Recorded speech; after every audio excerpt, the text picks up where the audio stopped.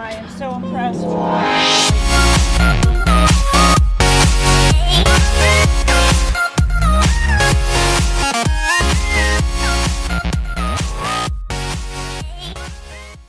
Hello everyone, I'm Erin Lee and I'm here with City Trunk, and I have the pleasure of being here today with Lynn Aronson.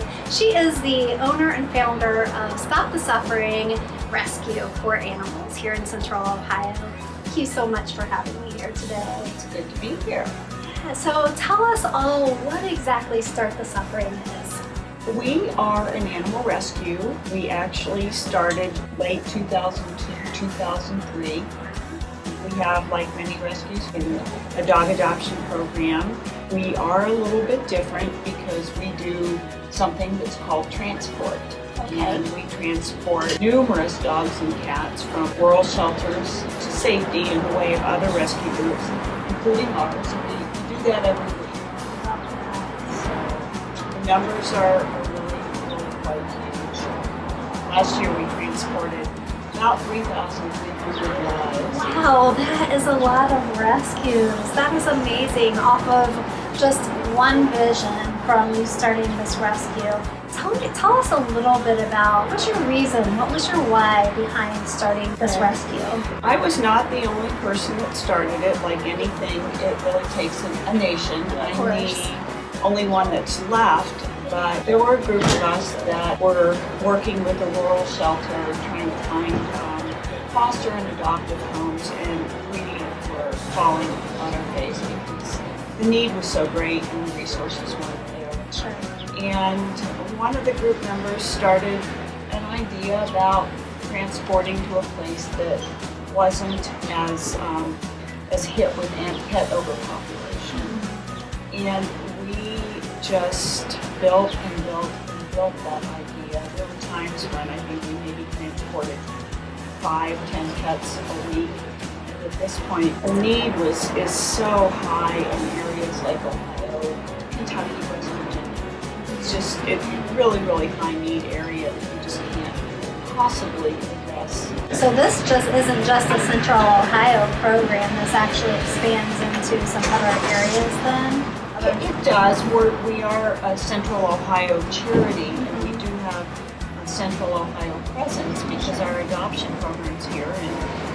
And last year we had close to 200 adoptions, so we're not small by any means. Yeah. But we have sister rescues in other sister rescues in Columbus to whom we transport. We work with many rescues in Toledo and many rescues in Michigan. So it's just finding really good partnerships, people that do a lot of what we do as far as spaying and neuter, of course, before adoption, preferably home visits, and really good upfront work before they adopt out. What is the process in transport? Are you in needs of volunteers, or are you accepting people to help if they were interested in doing transport? Oh, yes. We always need drivers. We have one huge transport van, a big cargo van. It's a Dodge ProMaster 3500, and it accommodates a lot of lives. So it's a main transport vehicle. We call the first route our southern route, and it goes from Portsmouth, Ohio. Sometimes we even go down to Bridgeton, Ohio, and we come back to Reynoldsburg. And we always need additional drivers on that route. So if you are someone who is passionate about animals, and if you're passionate about rescue, and it's anything that you might be interested in finding out how you could volunteer to become someone who can transport animals, tell us what they might do to go about doing that with your. They can go to our website, which is stopthesuffering.org, and you fill out an application, and we get back to you pretty quickly. So with the drop down on the volunteer, let's talk about that a little bit. Is that for the transport, but then there are other areas that you can volunteer? Tell us a little bit about the other areas of volunteering needs that are needed. Well, like any rescue, we always need foster homes. It's the only way we can save lives. We also need people that can go and walk dogs when they're in boarding, which is sometimes the case until we find a foster home. We need people that like this, like where we're at today, that can come to events and actually participate and take ownership. You just never know, so I really encourage, if you're interested, to look at the volunteer drop-down menu, read about what we do, because there might be a way you can fit in. Absolutely. There are so many ways that you as a community could get involved with Stop the Suffering, and it sounds like there are just so many ways that you could use your talents and your time to give back to this amazing rescue. So we will be putting at the end of this video the website and their social media information so that you can reach out and you can just do a little investigating on your own to see if this is something that you would like to be a part of. Thank you so much for your time today. This is just, you're doing amazing things, you're saving lives, which is what this is all about, and we need you, the community, to get behind this amazing rescue and support them as well. So thank you so much for your time today, Lynn. It was a pleasure being here with you today. Pleasure talking to you. So I am here today talking with Michelle Neville, and she is a foster parent of dogs and puppies for Stop the Suffering, a non-profit rescue here in Central Ohio. Thank you so much for being here, Michelle. So tell us, Michelle, about your journey and why you foster dogs.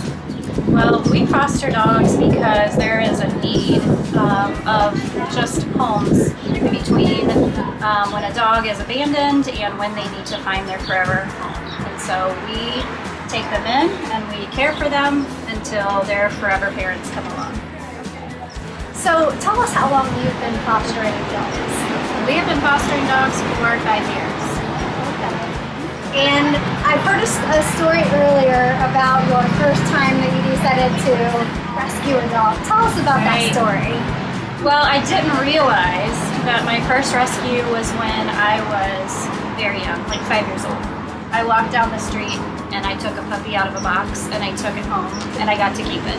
Now, if someone were interested in becoming a foster parent to a dog that would need a home, temporary or long-term, what would they need to do to become involved in doing that? They would want to visit our website, www.stopthesuffering.org, to fill out an application to become a volunteer foster. And through the application process, there's a lot of checking with vets and personal references, and it will end with a home visit to make sure that your environment is a safe environment for foster dogs.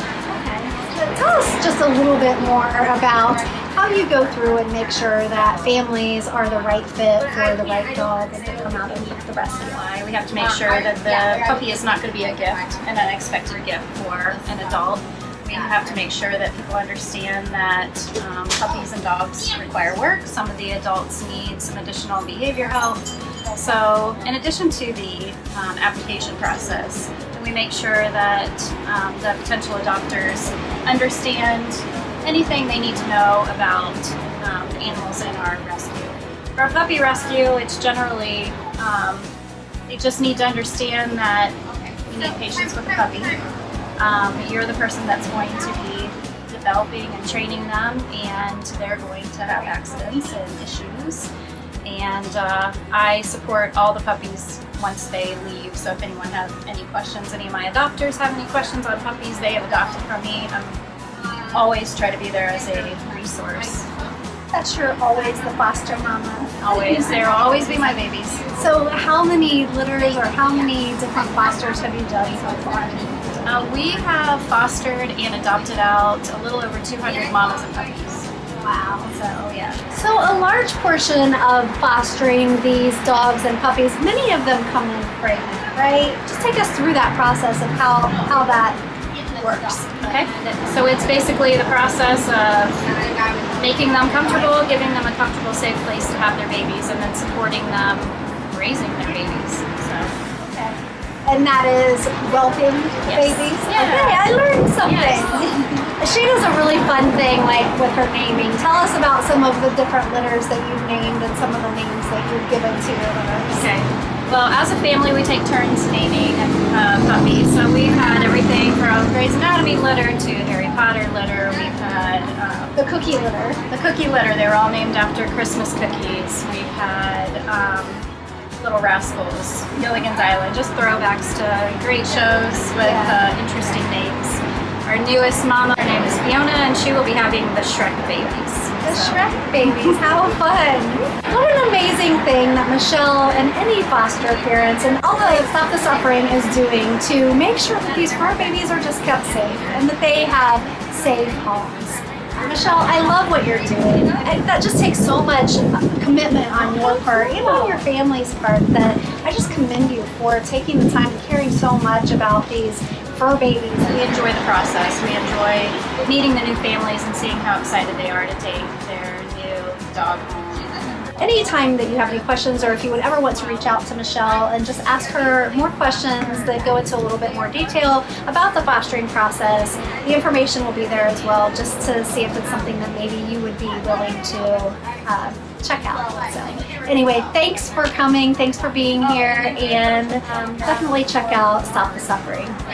Bye for now. I'm so impressed with what